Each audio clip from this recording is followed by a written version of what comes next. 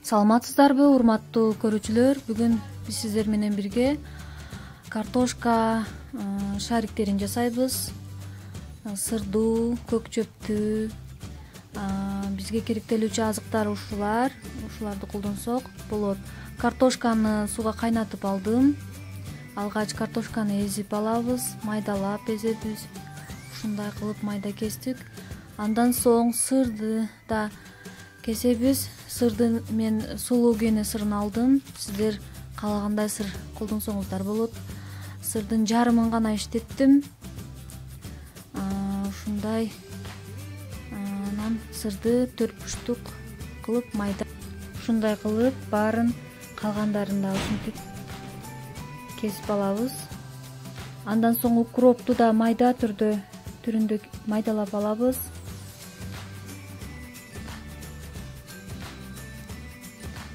Көк пиязды дагы ушундай майда туурайбыз.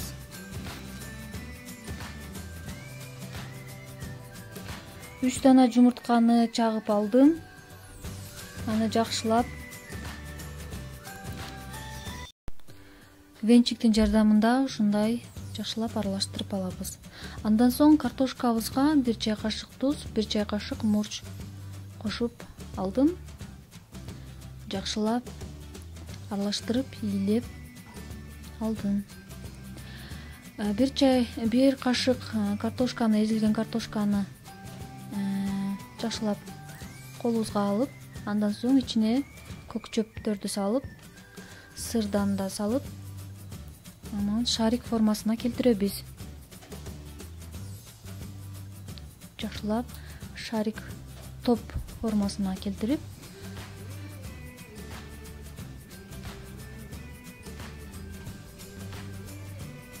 андан соң шарик болгон картошкабызды унга бөлүп,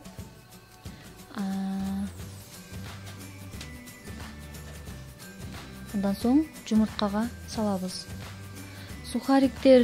Андан соң сухарикке салабыз. Сухариктерди биз үй шартында өзүбүз жасадык. Сиздер кааласаңыздар өзүңүздөр жасасаңыздар болот.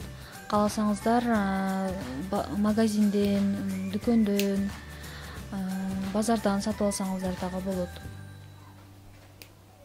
Калган шариктерибизди дагы ушундай түрдө ичине салып даярдап алабыз.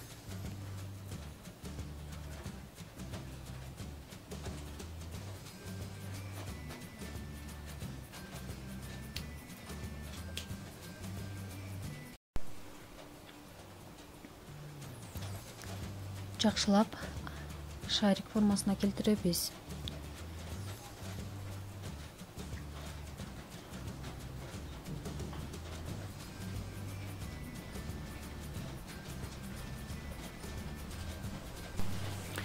Калган шариктерибизди дагы, топторубузду дагы ушундай ичине толтуруп, андан соң унга, жумурткага, андан соң сухарикке салып бөлүп алабыз.